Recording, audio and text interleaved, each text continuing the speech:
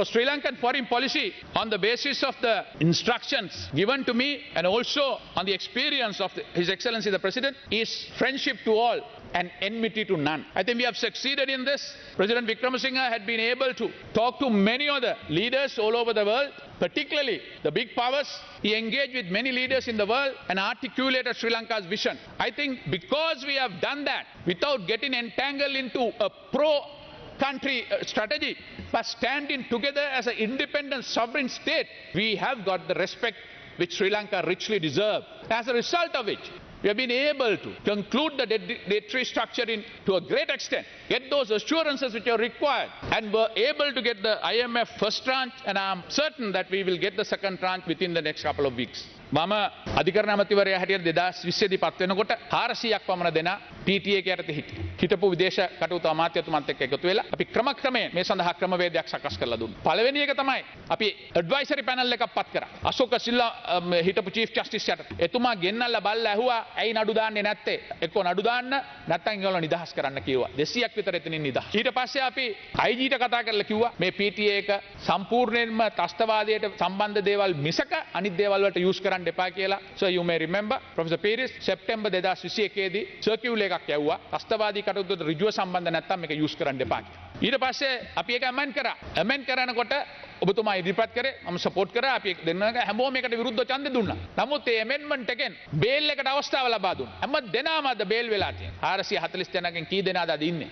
එක්කෝ ඒගොල්ලන් charge කරලා තියෙනවා. එහෙම නැත්නම් ඒගොල්ලන්ව නිදහස් කරලා තියෙනවා. එහෙම නැත්නම් ඒගොල්ලන්ව බේල් කරලා තියෙනවා. එහින්දා if you wait for that perfect law to come, it will never come. But any progress in the right direction should be attained. So therefore, I think I will always stand for a country where all Sri Lankan citizens, irrespective of their race, religion, caste, language, should be part of this governing, should be able to live with dignity, and for that we will continue to make whatever possible contribution. But I will also urge we must get out of this separatist tendency. Few days ago we had a beautiful program to talk about the Sri Lankan expatriate community's contribution in another country. Lot of people spoke so well about Sri Lanka, how they want to contribute to the Sri Lankan society, but some representative who represented a particular community was not talking about Sri Lanka or Sri Lankan unity, talking about separatism and the separatist ideals and creating a homeland. Where are we going? Where are we going to, what are we going to achieve? I think that is where we have gone wrong. And as far as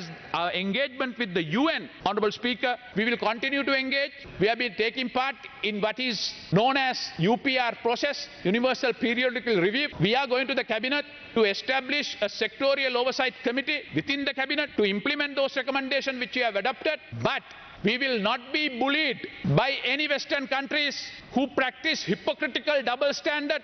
We all can see and to tell us how we should run our country. We will never be bullied by that. We'll do what is good for our people in this country. Take a look at where we are today. We are bankrupt, but we are spending over 15% for defense and public security. That 15% can be diverted to other most important ministries that is crucial for production and export. And you will never be able to do that for as long as you feel, as long as the state feels that the Tamil people are aggrieved. Because you will go on thinking, my God, tomorrow they might take up arms. We are not prepared to give anything. So if these fellows will not just keep quiet, everything that you see that the Tamil people want or say will be seen as hostile, and that is what is happening. We want to commemorate our dead. For you, it is LTT being revived. I insist that this country has to be transformed into a federal state, because I feel that's the only way justice will be done. What is the separatism in federalism? As far as the honourable member's contention with pertaining to federalism, do I think that, just because someone asks for federalism, whether he's a separatist? Certainly not. Even if someone wants a separate state, as long as it's not done in terms of using arms, that person is well within his right. And do we believe, or does this Ranil Wickremesinghe's government believe that, there should be a power devolution? Yes, certainly we believe that there should be a power devolution. At what level, I don't know. That's something which we have to negotiate. I think even if it's federalism, I think we have to have a mechanism to ensure that there's no cessation. I think the Honourable Minister has a very difficult task ahead of him, because today our country is bankrupt. When the country is bankrupt, it is very difficult to follow a strong economic policy,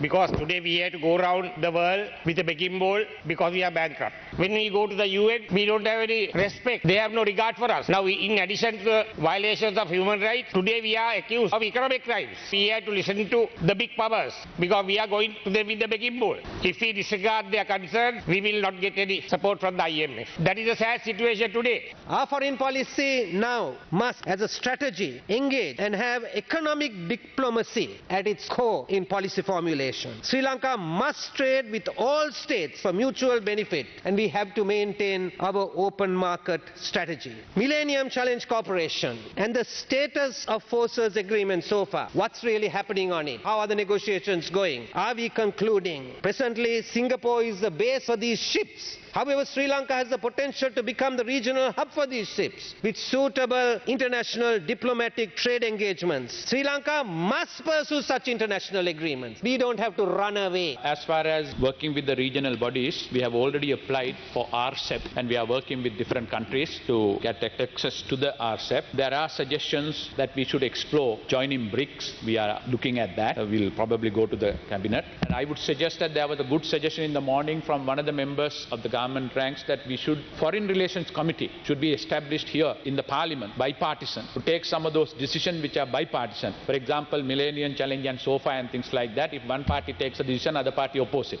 So therefore, it's time that we take that on a Foreign Relations Committee and take a policy decision on that, so it will not be changed when government changes or the other things happen.